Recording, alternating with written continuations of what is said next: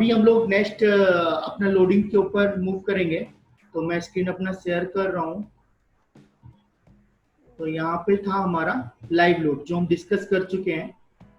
After that हम लोग move करेंगे हॉरिजॉन्टल लोड्स के ऊपर। तो ये जो हॉरिजॉन्टल लोड्स होते हैं उनके बारे में भी हम लोग डिस्कस करेंगे। तो चलिए देखते हैं। पहला हॉरिजॉन्टल लोड जो है हमारा वो है विंड लोड। तो विंड लोड बेसिकली हम लोग जब डिफाइन करेंगे तो उसका बेसिक क्राइटेरिया क्या है, मतलब आपका बेसिक क्राइटेरिया क्या होता है। जैसे मैं एक तुमको एग्जांपल दिखाना चाहूंगा, ध्यान से देखना। जैसे मान लो ये दो बिल्डिंग्स हैं, दिख पा रहा है आपको? मैं दिखाता हूं, तुम लोग देख पाओगे। दिख रहा है? तो ये दो बिल्डिंग है, ये दो बिल्डिंग है, ये आपस पास बिल्डिंग है। अभी देखो इनका हाइट जो है वो सेम है, तुमको दिख रहा होगा। और यदि मैं बिल्डिंग ग्रीन जो पेन है आपको दिख रहा है, तो ग्रीन पेन का या ग्रीन बिल्डिंग का जो है, ये ग्रीन बिल्डिंग का यदि हम विंड लोड कैलकुलेशन करेंगे तो सच बताओ तुम्हें क्या लगता है इसके ऊपर विंड लोड का इफेक्ट पड़ेगा? क्योंकि आपके बगल में जो बिल्डिंग है उसका हाइट कंपेरिजन जो ग्रीन बिल्डिंग है, जो ब्लू बिल्डिंग है बगल में, उसका ज्यादा है। तो क्या होगा जब कोई भी विंड आएगा साइड से, मान लो साइड से कोई भी विंड आया तो वो क्या करेगा? जैसे मान लो ये विंड है, विंड क्या करेगा? यहाँ पे जाके टकराएगा। बट इस बिल्डिंग तक पहुंचने के लिए उसको स्ट्रगल करना पड़ेगा, या घूम के आना पड़ेगा, या फिर ऊपर से प्रेशर जनरेट होगा।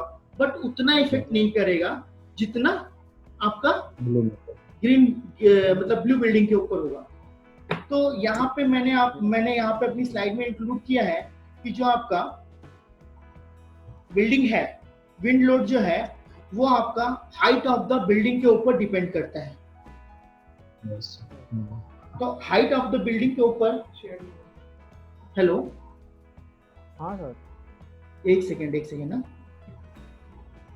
हाइट ऑफ द बिल्डिंग के ऊपर डिपेंड करता है। मैं स्क्रीन शेयर करता हूँ। विंड लोड जो है हमारा वो हाइट ऑफ द बिल्डिंग के ऊपर डिपेंड करता है। जो हाइट ऑफ बिल्डिंग होती है वो बेसिकली जो है आपका, जैसे मान लीजिए जनरल बिल्डिंग्स आप पाएंगे, एक फ्लोर दो फ्लोर का तो आप पाएंगे ही पाएंगे, मतलब G+1 G+2 जो है आपको हर जगह पे बिल्डिंग मिलेगा। G+1 तो मिलेगा ही मिलेगा। तो जो इंडियन स्टैंडर्ड कोड है वो बोलता है कि above 10 metre, height of 10 metre से ऊपर यदि आपका बिल्डिंग का हाइट है तो आपको विंड लोड कंसीडर करने का जरूरत है। यदि आपका 10 मीटर से बिलो है तो आपको विंड लोड नहीं भी कंसीडर कर रहे हैं तो भी आप प्रोसीड कर सकते हैं, यदि वो बिल्डिंग इंपॉर्टेंट स्ट्रक्चर में नहीं आता है तो। ठीक है, तो आपका क्या है। और दूसरा जो चीज है आपका area of building. Area of building में आपको कैसे ये इफेक्ट करता है, जैसे मान लीजिए कि आपका लेंथ है, लेंथ मान लीजिए कि आपका 10 मीटर लेंथ है और विड्थ जो है वो 5 मीटर है। तो आपका ये पतला बिल्डिंग है और आपका मतलब छोटा साइज का बिल्डिंग है, तो इसके ऊपर इतना इफेक्ट नहीं करेगा यदि आपका वही लेंथ 100 मीटर और 50 मीटर हो। समझ रहे हैं ना? तो वहां पे आपका जो विंड का इफेक्ट रहेगा वो बहुत ही ज्यादा रहेगा। तो इसके लिए भी आपका IS कोड है। और विंड लोड का जो कंसिडरेशंस होता है वो भी आपका पास्ट एक्सपीरियंसेस के ऊपर होता है। तो 2015 में कोड हमारा फिर से रिवाइज हुआ, IS 875 जो पार्ट 3 है। तो उस कोड में आपका क्या हुआ, पहले जो हमारे फैक्टर्स थे उनमें एक फैक्टर आपका जो था वो और इंक्लूड किया गया जिसको एरिया फैक्टर बोलते हैं। पहले वो इंक्लूड नहीं था। तो मैं आप लोगों को एक नजर दिखाऊंगा, आपने जो आपका कोड है उसके ऊपर 2015 का। तो ये जो कोड है, ये कोड 2015 में रिवाइज हुआ है। इसमें मैं आपको दिखाऊंगा कि कैसे आपका विंड लोड कैलकुलेट होता है और क्या क्या बेसिक चीज है। जैसे यहाँ पे मैं आपको बताऊंगा कि यहाँ पे आप देख पा रहे होंगे, एक सेकेंड कि कौन कौन सा आपका प्रेशर क्या होता है, कैसे कैलकुलेट करते हैं। हम्म, ये आप देख पा रहे हैं design wind pressure. Yes sir. Yes sir. ये डिजाइन विंड प्रेशर देख रहे हैं ना, ये हमें फाइंड आउट करना होता है विंड के लिए, ठीक है। तो ये फाइंड आउट करने के लिए हमको क्या करना होगा, यहाँ पे VZ फाइंड आउट करना पड़ेगा और हमको PD फाइंड आउट करना पड़ेगा। PD क्या है, डिजाइन विंड प्रेशर है, और डिजाइन विंड प्रेशर के लिए आपको PZ फाइंड आउट करना पड़ेगा, उसके बाद VZ फाइंड आउट करना पड़ेगा। और उसके साथ आप यहाँ पे देखेंगे कि आपके फैक्टर्स इंक्लूड हो गए। ये फैक्टर्स जो थे आपके पहले नहीं थे, ये नए कोड में इंप्लीमेंट हुए हैं। विंड डायरेक्शन, मतलब क्या किस डायरेक्शन से विंड आ रहा है। एरिया, मैंने जो बताया था कि एरिया का फैक्टर आ गया है, और कॉम्बिनेशन ऑफ फैक्टर का भी आपका एक नया फैक्टर इंक्लूड हुआ है। तो ये पहले नहीं थे। यहाँ पे देखो तुम्हारा बोला भी जा रहा है कि the value of PD how shall not be taken as less 0.7 PZ। मतलब PD का जो वैल्यू है 0.7 PZ से कम नहीं होना चाहिए, ठीक है। तो ये जो फैक्टर है पहले डायरेक्टली था आपका PZ इज इक्वल टू और 0.6 BZ, बट अभी ये एक नया आया PD is equal to KD, KA और KC और PZ।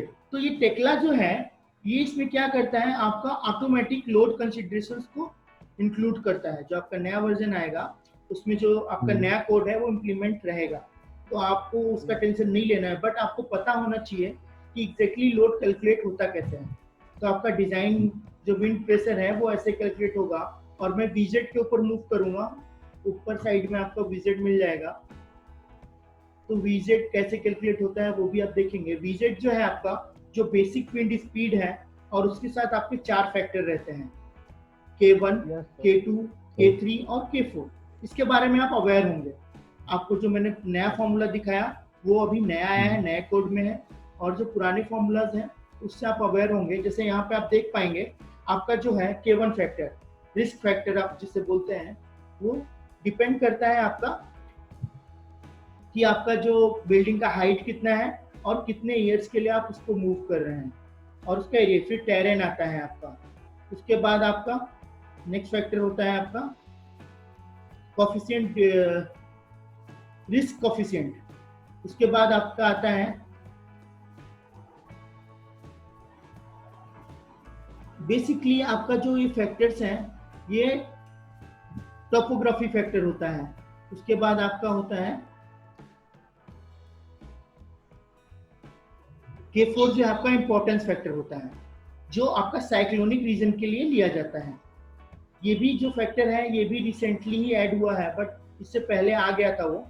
तो जैसे आप जानते हैं भुवनेश्वर का जो क्लाइमेट है, यहाँ पे साइक्लोन्स आते हैं, तो हम लोगों को वो फैक्टर भी इंक्लूड करके रखना होगा, साइक्लोनिक फैक्टर। तो आपका विंड जो है ये लोड्स को कंसीडर करता है। तो आई होप सो आप लोगों को इतना पता चल गया होगा कि विंड लोड कोड में कैसे आपको देखना है, कैसे कैलकुलेट होता है।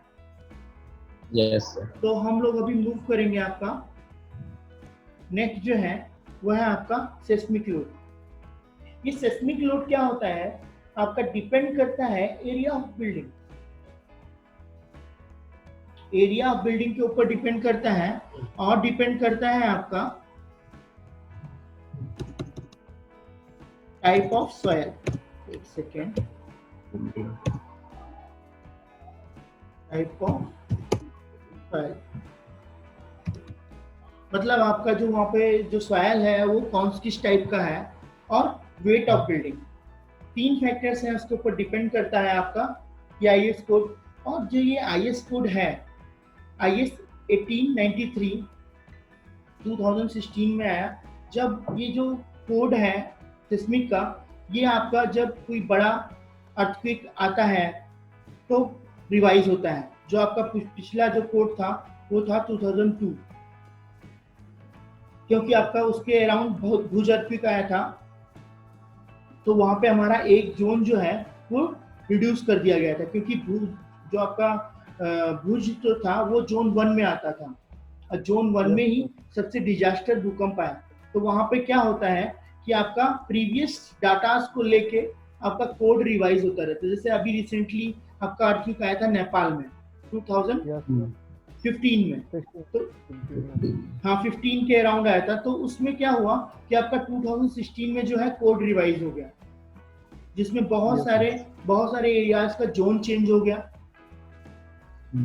तो वो जो जोन चेंज होता है वो आपका जो डाटा है वो डिपेंड करता है आपका टोटली बैक हिस्ट्री के ऊपर, कि आपका प्रीवियस जो एक्सपीरियंस है वो कैसा रहा है। मतलब जो आपका फिनोमिना हो रहा है सॉइल के अंदर, उस फिनोमिना के ऊपर डिपेंड करके आपका प्रीवियस एक्सपीरियंस के ऊपर आपका कोड जो है वो रिवाइज होते रहते हैं। तो इस कोड के ऊपर भी हम लोग मूव करेंगे और इसमें देखेंगे कि नया जोन्स क्या क्रिएट हुए हैं। मैं आपको कुछ चीजें बताऊंगा। तो यहाँ पे ये जो है आपका 2016 का अर्थक्वेक का कोड है। बेसिकली क्या होता है, जो मैंने आपको बताया, size of the area of the building और weight of the building. Area और वेट का जो फैक्टर है वो कुछ ऐसा रिलेट करता है, जैसे मान लीजिए कि आपका ये एक बिल्डिंग है जी, आपका काफी वेटलेस है, मतलब इसका वेट ज्यादा नहीं है, बट कंपेयर देन दिस इसका वेट ज्यादा है।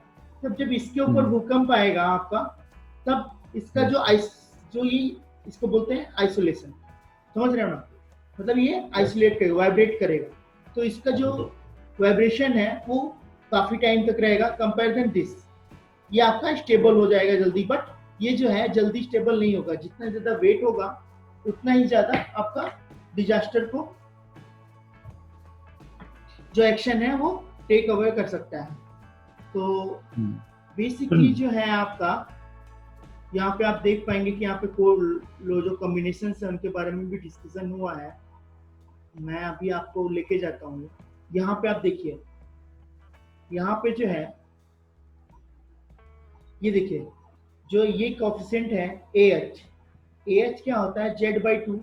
ये Z क्या होता है, आपका फैक्टर होता है कि आपका जोन कौन सा है, जोन फैक्टर है, सिस्मिक जोन फैक्टर।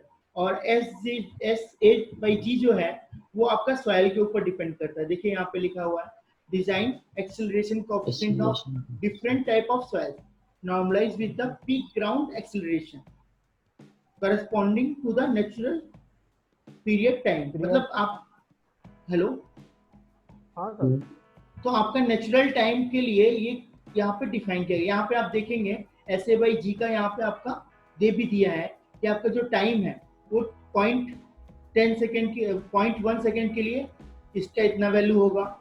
ये मतलब टाइमिंग के हिसाब से होता है कि आप किस टाइम के लिए कंसीडर कर रहे हैं।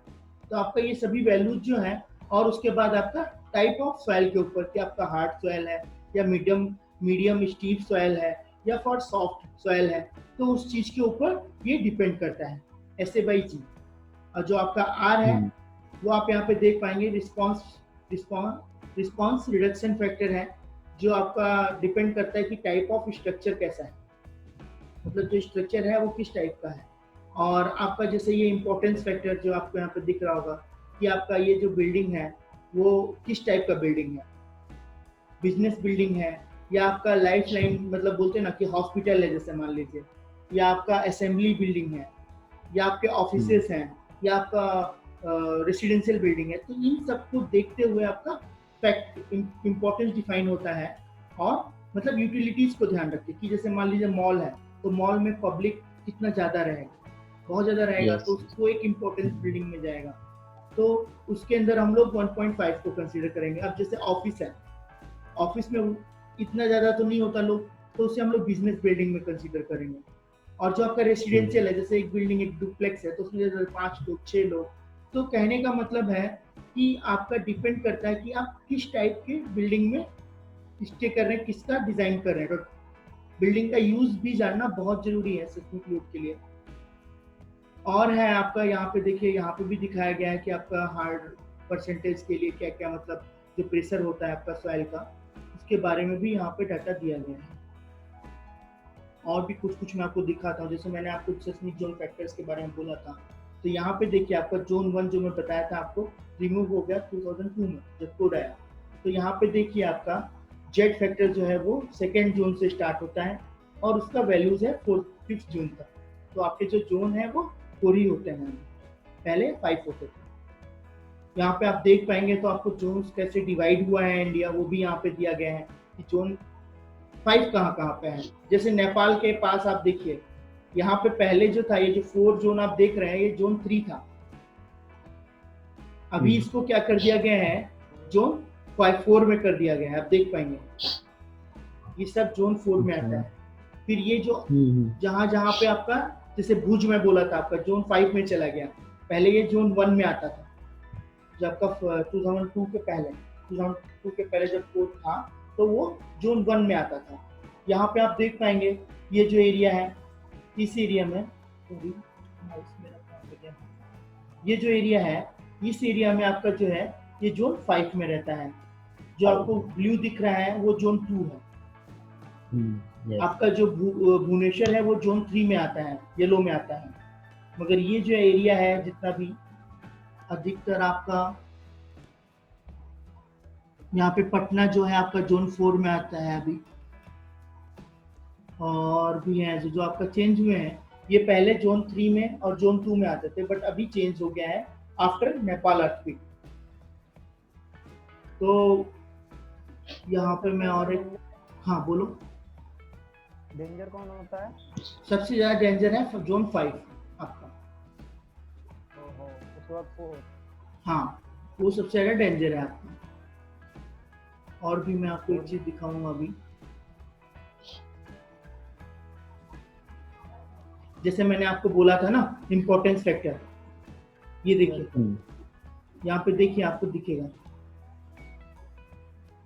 देख पाएंगे कि यहाँ पे बताया गया है इम्पोर्टेंस किसके लिए क्या क्या है। ठीक है, तो ये आपका टेबल नंबर 8 में मिल जाएगा। उसके बाद मैं बताता हूँ आपको जो आर का बात हो रहा था कि आप टाइप ऑफ स्ट्रक्चर, आपका स्ट्रक्चर का टाइप कैसा है।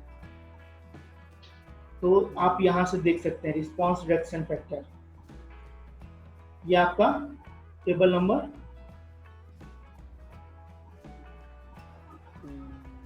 दिख रहा है।